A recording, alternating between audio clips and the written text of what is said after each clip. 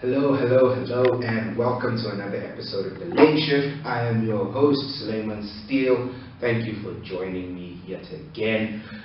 It's been a great week. It's been a fantastic week. Social media has been bumping yet again, and I am super excited to bring you all the juicy news. So let's kick it off with this looked to be a super funny. It's not, but it is. It's one of those tricky things. So I don't know if you guys heard about this, but Doritos are apparently in the works to launch a new range of chips. I'm guessing Doritos Ladies. So it's basically chips for women, so that when women chew them, it's not that loud because apparently women don't like loud chewing, and also the size of the bag is smaller so that it can fit into the handbag. Now, that's just to me, that's just a brand fail, because I think we live in an era nowadays where companies don't have to run focus groups and find out what people really want. They can literally go straight to social media. You can crowd search. Sorry, I said crowd surf. You can crowd search and crowdsource just from there. Just off social media, just off Twitter, for example. And if they were paying attention, they saw the backlash that they received on Twitter when they announced this. Women were literally like, who asked for this? Now, you can't have that many women saying who asked for this if you really ran the test and you've actually found out if this is something that people want. So to me, it's just an interesting thing, and it's just interesting to watch how still today, in this day and age, big brands, like big companies, PepsiCo's massive.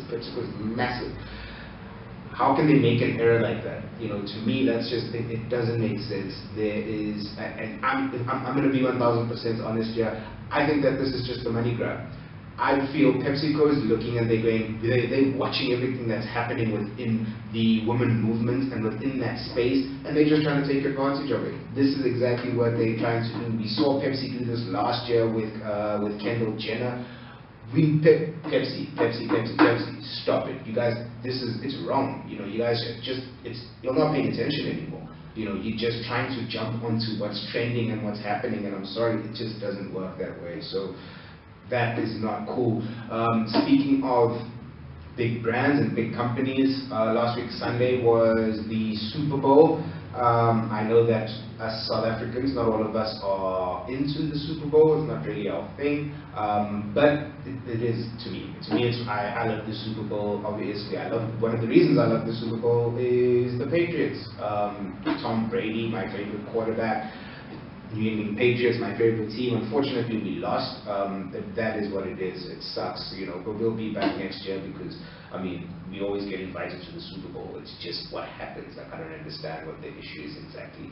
But anyway, the reason why I'm bringing up the Super Bowl is because of the Dodge ad that went out during the Super Bowl. I'm sure you guys know that billions of dollars are spent on ads during the Super Bowl, and obviously there's always the great ones, the funny ones, the controversial ones, and I'm covering the controversial one here, and that is Dodge.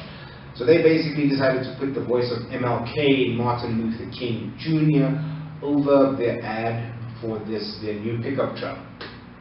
I'm sorry, but that's a brand fail. Just people, can we stop using icons like the great leaders to try and push product? Can we actually hear the message or the voice of the actual brand? Because that's the most important thing now in this day and age. What do you stand for as a brand, especially online? Who are you? What do you represent? And using MLK, I guess hindsight is 2020, but the thing is that it's almost like nobody within these companies are actually saying, hey guys, wait, can we just take a second to consider what social impact this might have? Because there was a massive backlash. Of course there was a massive backlash, and it happened during the ads, and it happened while people were, because it's the halftime show and it's the halftime ads and all of that type of jazz. So people are obviously sitting and eating or drinking, and they're sitting on their phones. They're talking about the game. They're on Twitter because that's what happens. The Super Bowl was trending. It happens. Justin Timberlake's performance was live on Twitter as well. These things are taking place, and they're having conversations about what you are doing real time It's so difficult, and I can't understand why brands and businesses are not seeing this. We are living in an age where things happen on social media now. You know, where we are, where Focal Shift is our headquarters, it's in Fourways, and we live in like this little cul-de-sac, right? I think it's a cul-de-sac, but like, yeah, it's a little community, and obviously we have a WhatsApp group, which is fantastic, you know, because we get to find out what's happening in the area, and so on and so forth. But one of the things I've noticed about this amazing group on WhatsApp is that these people spend a lot of time complaining about municipalities and this and Telcom and Escom and Heascom and Datcom. And they called and they sat for 4 hours and I'm so upset and oh my goodness. You know, there's one thing I really keep telling people, and I hope people will heed this advice. If you send the city of Johannesburg a message on WhatsApp, chances are you'll get a reply within 30 minutes. That's just, it's a fact. And the reason why I'm saying it's a fact is because I myself did it. I have nothing to complain about, because that's just not the way this works. But I got involved in a conversation that was taking place on Twitter, where somebody had sent a image of the Gautrain station to the city of Johannesburg, basically, and it was covered, absolutely covered in dirt. Obviously, it's the Marlborough Gautrain. And when I say obviously, and you know, we know that that's the area known as Alexandra. The interesting thing is that the city of Johannesburg's response, now bear with me here people, I know that I said that they will respond. I never said that the response will be what you want. But it's better than sitting on the damn phone for 4 hours being passed from department to department. At least you're getting something, and the chances are you could actually get into the direct messages and really have a conversation. I've done it before with Telcom, but anyway, I'm digressing. So anyway, this person sends them this message and says, listen, there's dirt here, you know, can we get this cleaned up? Can we get Pick It Up to come and sort this out? The city of Johannesburg's response was, no, we can't, because every time we come and try and clean, former city of Johannesburg employees who live in Alexandra attack us. What?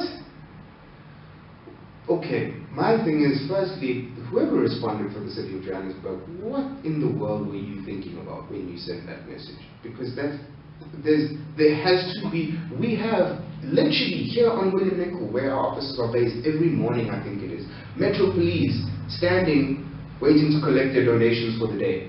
They're not doing anything.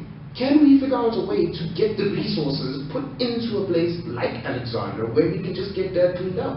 Kids don't deserve to be living like this, people. Like, this is my main issue. You know, people want to be like, wow, they caused that mess. Children that are there did not cause that mess. And this is the thing. We live in South Africa, that's our focus, right? Is that other people did it, but we don't think about the kids. That's the one thing we forget about, because at the end of the day, that's what's going to move us forward here. But no. We are messing around. So everybody needs to understand that at the end of the day, through social, good and the interaction is there. It can be good and bad. It can go your way, it can't go your way. But I'm guaranteeing you, you're probably going to get a better result than calling their landline. That's just the honest truth. So pay attention to that. Watch out what's happening. Let's keep going, man. I'm feeling good today. You know, I'm really feeling good today. One of the reasons why I'm feeling good, I know that I mentioned this last week, the State of the Nation address was meant to be taking place. Jacques and I were super excited, we were going to go live, and then they postponed it. So much depressingness. I'm super sad. I'm like really sad that the State of the Nation it's been postponed. You know, I really was looking forward to seeing Jay-Z speak for the last time. I mean, when else are we going to get to see Jacob Zuma speak? Maybe at his trial. I don't know if is he allowed to, I don't know, you know, but I'd love, you know, but anyway. So State of the Nation is postponed, but the big one, ladies and gentlemen, Zuma exit. The hashtag was trending for like 4 days. It's insane. It's so exciting that the Zuma exit was trending on Twitter. I got involved in the conversation. It's been super epic. And you know what? The funny part of this whole thing is, people keep asking, why is it taking so long for Jacob Zuma to leave? You know, obviously, everybody's new favorite leader, Mr. Cyril Ramaphosa, has has, basically said they're discussing the transition, and they've sat down and they've begun negotiations and so on and so forth, and ooh and ah, and lies, people, lies. I'm going to tell you, and the reason I'm bringing this up is it's on social, right? And I feel South Africa is a brand, it's a business, we have a tourism, all of these things. You see, that's the thing. This is what the show's about. The show's about thinking outside of the box, and actually then taking the box and saying, we don't really care about the box, whatever. This is an interesting thing, because the question is, why is it taking so long? And this is just my theory. Jacob Zuma knows way too much. So what's going to happen is, Jacob is kind of holding them hostage right now. He has probably outsmarted most of these guys. They have everything to lose when he has everything to gain. He's already got 700 and whatever thousand charges laid against him. What does this man have to lose? Chances are he could go to jail, but he doesn't want that, so what is he going to do? This is what this is, people. Let's just look at it for a quick second. Let's just think about that, right? Jacob Zuma has been doing corrupt things for a long time. Has Cyril not been there? Has most of these ANC cabinet members not been there? This is not something new. This has been taking place. One thing, and for example, I come from a family of staunch ANC supporters. I have family members who fought in the struggle. I have family members who've been years, have literally, they are comrades, man. They are comrades. They don't support the ANC, but hey, this is what happened. The one thing I've always been told by my family is that everybody's eating. The problem is that when the house of cards falls, who's going to be underneath it? Now, we know Jacob doesn't want that. Cyril kind of seems confused at present. So it's just a bit of a weird situation right now. So what I'm trying to think about here is, where do we go? Because all we're hearing about right now in South Africa is corruption this, corruption that, corruption. We're seeing it with Patricia de Lille. She has the DA heads basically went and filed a police report to investigate her on charges of corruption. And then we have the DA basically talking about the ANC's corruption. And Musi the Great constantly bashing Jacob Zuma and the ANC and corruption. I don't understand why you can't sort out corruption at your own house. Why are you worried about corruption in somebody else's house? Sort your own house first. This is the main thing here, right? And it's so interesting because Patricia de Lille literally put out her statement yesterday on Twitter. Her whole entire statement was on Twitter, and I read the whole thing. There was a few people there that she named. I'm not going to name names because it's not my statement, but there was a few people within the DA that she named who she says were also, if you look at it, a little bit corrupt, but nobody reported it. Nobody said anything. Apparently Helen Zille went to Singapore. DA paid for that. Nobody said anything. Her son's business. Nobody said anything. Oh, but when Patricia did, DA, you guys are playing around, eh? You guys are playing around. That's the thing. I said this, I keep saying this in most of the shows I speak about the EFF and what they're doing. They are just finding gaps here. All they're doing is finding gaps. You guys are not paying attention. You're going to lose people. This is what's happening. Social media, if I can reach 100,000 people through my Twitter account versus 10,000 through a newspaper, why would I not put my statement out there for the world to see? Patricia de Lille's got the DA by the short and curlies. It's a bad situation right now, people. And that's, this is what you need, when I speak about social media and how it works and the do's and don'ts almost, this is one of those things I speak of. Any business or brand, you need to look at that. If you're going to fire an employee and somebody's disgruntled, these are the type of situations that can happen. People can go to social media and blast you, and then all your credibility is gone. So probably do a little bit of research, maybe have a one-on-one personal conversation first, face-to-face, before doing that, because you're going to get exposed and you're going to look really silly, and nobody wants that. Why would we want that? That's just not cool. So moving It's been fun. I'm looking forward to it. 2019 is our election, so that's going to be dope. So yes, very excited for that. Moving on to the main man, the man of the hour, the guy himself, Elon Musk. The Musketeer. He did it. He did it, people. Falcon Heavy is on its way to Mars as we speak, ladies and gentlemen. Elon Musk has sent his ship Falcon Heavy into orbit, and one of the things that Elon Musk did that's just groundbreaking and innovative and just thinking in a way that not many people are thinking in, is that he sent a Tesla, his own car Tesla, into space. It's gone. It's in space. There's a car in space, ladies and gentlemen, thanks to Elon Musk, and it is a Tesla. Do you know what that meant for Tesla's stock? Pew! Through the roof. Ad spend. They didn't have to spend anything on ads this year. Because apparently, I don't know how true this is, but apparently they don't even spend money on ads because of the stuff that they do like this. That is brand innovation, my friends. That is how you take your brand to the next level. Come on, that was amazing. And it was a mannequin, obviously, wasn't a real person. I sent a message to Elon Musk asking why he doesn't call his astronauts musketeers. I mean, that just sounds like, come on, SpaceX musketeers. I think that's epic. And if he does use it, you guys saw that I came up with the name, and I deserve some credit for it. Maybe a job at SpaceX doing the SpaceX show. That would be cool as well. So, Elon Musk, that was amazing. Shout out to SpaceX.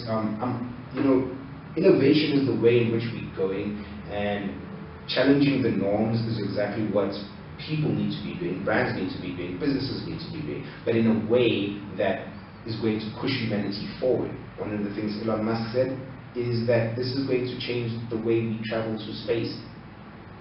That's a big deal. That is a big deal. If you can figure out a way to change the way people do things, your brand or business could be on the next flipping ship to Mars as well. That's what needs to happen here, people. Let's, put it all in an understanding that makes sense sometimes. So shout out to SpaceX, Elon Musk, and Tesla. And I really have to give Flying Fish flavored beer a massive, massive grand shout out here. They do not sponsor me, so do not think that this is the reason why I'm doing it. The reason why I'm doing it is, once the Falcon Heavy went up into the atmosphere, Flying Fish, our local flavored beer, basically put out an ad on Twitter saying, it was an astronaut holding a flying fish, and they sent a message to Elon. The post was basically, hey Elon Musk, next time, why don't you send your astronauts with some flying fish, or take us with you, something along those lines. And they ran it. They're running it as an ad on Twitter, and I thought, I was like, yo, that is exactly how you add value to the conversation. You use what's taking place and you jump on it in a positive way. It's so possible. That's my thing, is that people don't understand just how possible it is to add value. Don't always go for the sale. We see that so much. I've literally been getting that non-stop on Twitter, because I've been extremely active on gaining more followers, and I've been getting a lot of people selling to me. Why are you selling to me? Social. Let's be social first. Let me get to know you first, because people buy from people they like. That is just the way social media works. We need to start understanding that and stop trying to sell our faces off. People it's tiring now, guys. Like, you really need to get that. Stop selling on social media. Change that. Just change the way you're doing that. So shout out to Flying Fish. If you do want to sponsor me, yeah, my details are there. Yes, moving on. Nice convos on Twitter, guys. And it's literally, I have that written on my paper. Nice, that's the topic. It's nice convos on Twitter. They exist because I had one with people in America that I've never met. We all ended up, I think it was like 12 of us that ended up in a conversation that started around Donald Trump. Right? That's how it started. And it started off in a negative manner.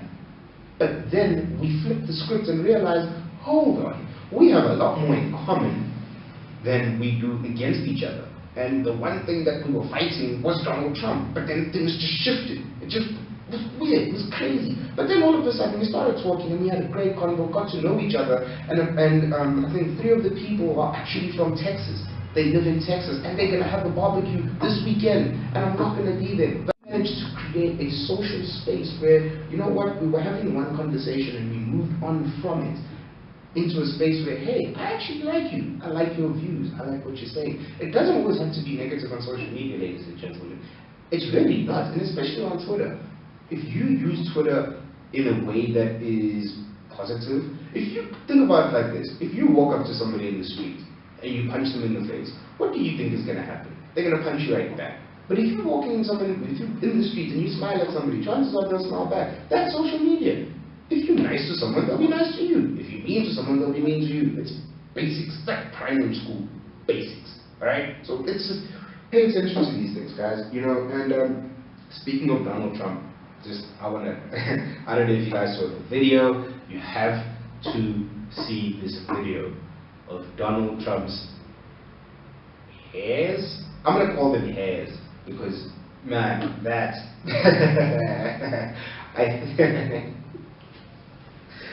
George Lucas must be so upset right now because everybody either George Lucas is upset or he's happy because this is just the Darth Vader comparisons are insane right now. So you need to go check it out. It is extremely funny.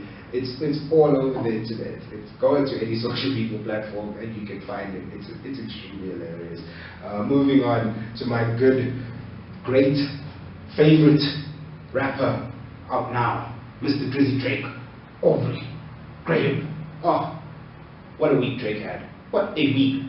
This young man, oh my goodness, and he killed it. Drake just had he had a phenomenal week in terms of giving back. He gave back to a young lady at, don't shoot me for this, I think it might be the University of California. He gave her $50,000 towards her tuition, as well as donating $50,000 to the school, right? We thought he was done. We thought Drizzy Drake Rogers was done, ladies and gentlemen. He said, no, that's just the motion. Started from the bottom, now we're here. Drake spent $50,000 at a grocery store for strangers. He went to the store and he let everybody in the store buy whatever they wanted, and he paid for it. Look, I'm not saying that you must do that, but there's just a difference. We live in a world with so much chaos, and when you can have heart, I mean, you can do stuff that changes people's lives as a brand or a business, you're winning. You are going to win. I don't care what anybody says. People may say that, well, why they post the pictures, why they have to do this, why it doesn't matter why Bill Gates does it also, and we still love Bill Gates. So whatever, we know that they spend billions on the Bill Gates Foundation. That doesn't matter. What matters is that he's doing something different. He's changing. He's providing change in a time where change is the most needed. That's extremely important. You know, so shout out to Drake for that, man. That was extremely epic. I enjoyed seeing that.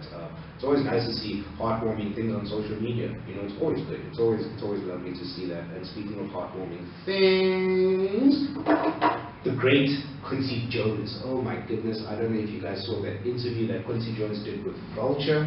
Woo! Wee! That was saucy. My goodness, that. And I actually read the whole article on Twitter because Twitter has this new amazing feature, Twitter Moments. I love it. That's not new, but it's there. I love Twitter Moments. It's extremely awesome. And I read the whole article. I didn't have to go out of the app. I got to stay in it. But yes, Quincy Jones, basically, yeah, he let it all out.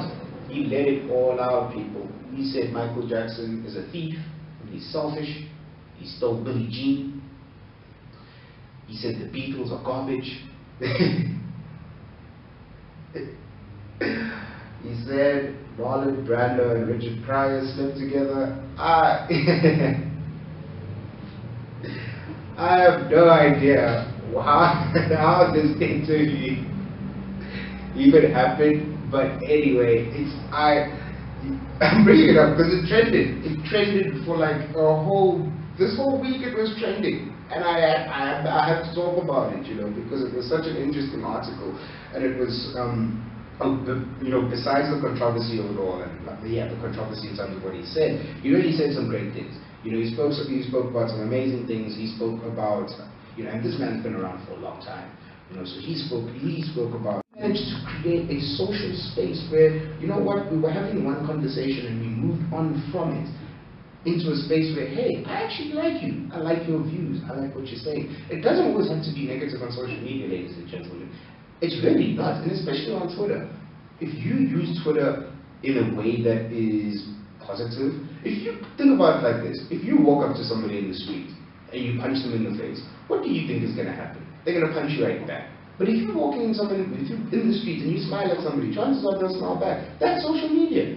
If you're nice to someone, they'll be nice to you. If you're mean to someone, they'll be mean to you. It's basics. It's like primary school basics. Alright? So it's just pay attention to these things, guys. You know, and speaking of Donald Trump, I don't know if you guys saw the video. You have to see this video of Donald Trump's hairs. I'm going to call them hairs because, man, that's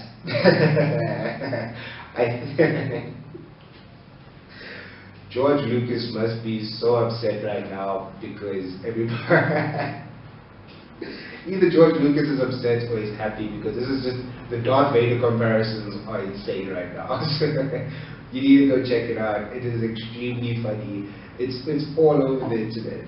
Go into any social media platform and you can find it. It's extremely hilarious. Moving on to my good, great, favorite rapper out now, Mr. Drizzy Drake, Aubrey Graham. Oh, what a week Drake had. What a week. This young man, oh my goodness, and he killed it. Drake just had he had a phenomenal week in terms of giving back. He gave back to a young lady at, don't shoot me for this, I think it might be the University of California. He gave her $50,000 towards her tuition, as well as donating $50,000 to the school, right? We thought he was done. We thought Drizzy Drake Rogers was done, ladies and gentlemen. He said, no, that's just the motion. Started from the bottom, now we're here. Drake spent $50,000 at a grocery store for strangers. He went to the store and he let everybody in the store buy whatever they wanted, and he paid for it. Look, I'm not saying that you must do that, but there's just a difference. We live in a world with so much chaos, and when you can have heart, I mean, you can do stuff that changes people's lives as a brand or a business, you're winning. You are going to win. I don't care what anybody says. People may say that, well, why they post the pictures, why they have to do this, why it doesn't matter why Bill Gates does it also, and we still love Bill Gates. So whatever, we know that they spend billions on the Bill Gates Foundation. That doesn't matter. What matters is that he's doing something different. He's changing. He's providing change in a time where change is the most needed. That's extremely important. You know, so shout out to Drake for that, man. That was extremely epic. I enjoyed seeing that. It's always nice to see heartwarming things on social media. You know, it's always good. It's always lovely to see that. And speaking of heartwarming things, the great Quincy Jones. Oh my goodness! I don't know if you guys saw that interview that Quincy Jones did with Vulture. Woo! That was saucy.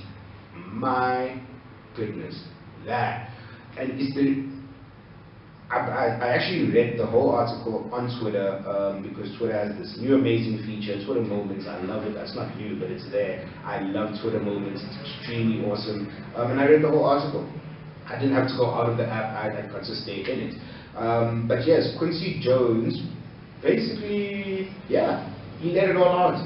He let it all out, people. He said Michael Jackson is a thief, and he's selfish. He stole Billie Jean. He said the Beatles are garbage. He said Marlon Brando and Richard Pryor slept together. I have no idea how this interview even happened, but anyway, I'm bringing it up because it trended. It trended for like this whole week. It was trending, and I have to talk about it, you know, because it was such an interesting article, and it was you know, besides the controversy of it all, and the controversy in terms of what he said, he really said some great things. You know, he spoke about some amazing things. He spoke about, you know, and this man's been around for a long time, you know, so he spoke about in America, how they kind of worse than they were back in the 70s and 80s. Hey, this is what he said, I'm not saying this. He spoke about how music nowadays it's not where it needs to be. It's kind of garbage. You know, he spoke about specific artists that he likes at the moment, but he brought up some key things, and he brought up some stuff. I mean, especially around music that I think I've been saying for a little bit, and I think a lot of people have been saying this for quite some time. Is that we have gotten to a point now where music it's fast food music. You know, guys are making tracks in 20 minutes, 30 minutes, making 34 songs on an album. Shout out to Migos, by the way, as well. They got the #1 album in the world, Culture 2. But yes, it was an interesting article. He spoke about so much. You guys need, if you're looking for something interesting to read, even though I know that people don't read that much anymore, go check it out. I feel also though, Vulture missed a step. Vulture missed a little piece that could have actually taken this whole thing to the next level, and they should have recorded this conversation. It should have literally been on video. You know, if they did that, I think it would have been viral. I think it would have been viral. Guaranteed it would have been viral. The article went viral, I believe, but that video would have crushed it. But hey, it does not matter. Feels good to have read that article. I'm very happy about that. So yes, closing out, I want to close out with two things. Both of them are extremely funny. You guys know Nefertiti, the queen, Egyptian queen. I think she was Tutankhamun's mom. So they released this new image of her, apparently what she actually looked like. And she was a white lady. I was like, what? How over years, now all of a sudden she changed to a white lady? I mean, she's always been fairer skinned, I guess you'd say black. But now she's white. I don't have any issue with it. I just want to know, when did this happen? Like what were we doing guys?